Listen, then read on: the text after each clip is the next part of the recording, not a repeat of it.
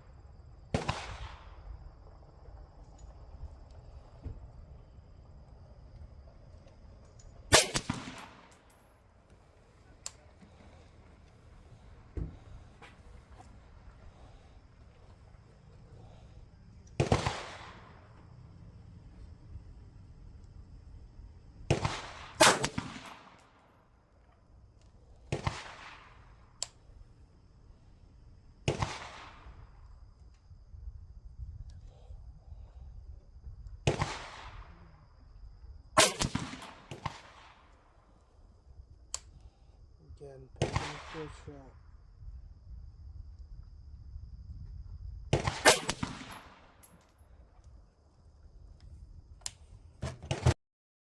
Alright guys, so we are back from the range, and as you can see, it shoots pretty well. I have the target here, so we'll review it real quick. So first up was the Fiocchi 55 grain FMJs. Gave me 2.102 inches for its group. Typically floats right around 2.5 inches on a wide variety of barrels that I've shot it out of. Next up was the Freedom Munitions 55 grain Sierra Blitz King, 2.296. I expected better because this thing has usually been, you know, a really tight shooting load. Could have been that day and just me, but 2.296, it's not terrible, not what you're looking for out of a precision rig. Moving forward, you have the Australian Outback 55 grain with the Sierra Blitz King projectile again, 1.512, so inch and a half. It's not bad, again, not what you're looking for. Moved over to the Aguila 62 FMJs, 2.571. I did have one flyer wide left. The group is about an inch, maybe a hair over an inch, and at 4 shots, and then the one left. Aguila FMJs aren't known for being a precision load, so I'm not too concerned with that. Just wanted to test the heavier load. As we continue forward, we have Australian Outbacks 69 grain Sierra Match King, just over an inch at 1.097 inches, or 1.097 inch. This is good. I like this. Problem with this Australian Outback, especially the 69 grade load, it's been unpredictable. You'll get a really good group, and then you'll get 2 groups, 3 groups that are, you know, inch and a half to 2 inches, and then all of a sudden you get a really nice tight group. I don't know what the deal is with that, so I mean, it shot nice here, but it is what it is, right? Moving forward to AAC 77 grain OTMs, or their open tip match, you have a 1.057 inch spread here. Really, really nice shot group. The 1/4 shot, as I have it marked here, shot a little high, still within acceptable means, but that 4-shot cluster was consistent, and that is a little over half an inch. And then to round it out with this final load is a Federal Gold Medal Match 77 grain Sierra Match Kings. Again, that 4 shot, I don't know if it was a pull or if it just happened to be that one was wide, but 0.957 inches, so technically sub MOA. Without that 1 shot, that 4 shot group is right around 0.3 MOA, so it's real tight. Definitely liked it, and as you can see, the theme of it, as you got heavier in load, is shot tighter. So it really likes the heavier loads. So I was a little curious about this. Went back a second day, and it's not as washed out as I thought it was going to be. But again, trying that Federal Gold Medal Match 77 grain Sierra Match King and the AAC 77 grain OTMs. Here, first group for the 77 grain SMKs from Federal. I had a group of 0.92. I don't know if that's coming across. There we go. 0.92. This shot here, you can see it slipped while breaking shot. Sometimes I'll load up too much, and just as I'm about to break, it skips forward. And still shot good. Without that, it's right at about half an inch for the group without the flyer. Shot it again. Made sure I didn't slip this time. Nice group at 0.066, or 0.66 rather. I screwed that up. Moving over to the AAC 77 grain OTMs. First group I was shooting, I had some really high gusts of wind. Consistent 20-mile-an-hour gust of winds that were coming through every few seconds. And the group definitely opened up at 1.36 inches. Shot it again. Had a group of 1.01. Let's see if that's coming through. So just about a 1-inch group. That last shot I pulled I got a little excited with the way it was shooting, and I pulled that last shot. Without that last shot, it was right at .63 without the flyer. So definitely capable of subbing away if I'm doing my job. So with that part out of the way, what do I think overall of this build? I think personally that upgrading this handguard to a higher quality handguard, and I'm not sure if the steel versus aluminum played any type of component, being that the previous handguard had a steel barrel nut and this was aluminum barrel nut, or maybe the lockup is a lot more consistent.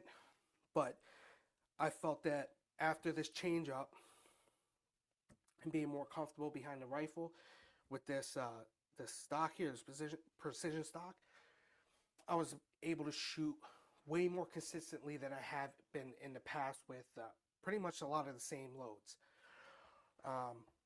So I am very happy with it. I'm very happy with how it came out. I'm very comfortable behind the gun. Again, it shoots so soft with that A5 system. I really love that A5 system, and I'll put it right up there with the rifle system, typical A2 rifle system, for how soft it is and how soft the recoil impulse is. So really, really nice. And there's so many different buffer weights for this system that you can really fine tuning without touching the gas system at all. So overall, I think that the additions that I did to this core rifle to make it better, to include changing out the trigger from that POF 3.5 pound single stage trigger, which was probably lighter than 3.5 pounds, but the reset was so short I would get accidental bump fires. So going with the two stage trigger from Geisley, so much better, a lot more consistent, and a lot more predictable. And I love the 2-stage because you can prep that first stage and get right on the wall, and then it's a crisp, clean, short break, but not enough that it's going to be easily bump firing. So yeah, I really, really enjoy this build, and I can't wait to get out there and take it to a class and really stretch its legs and see how it performs. So with all that, let me know what you think of this, if you made it through to the end. Hopefully with editing, this is going to be a lot shorter. And let me know what you think of some of the components on here.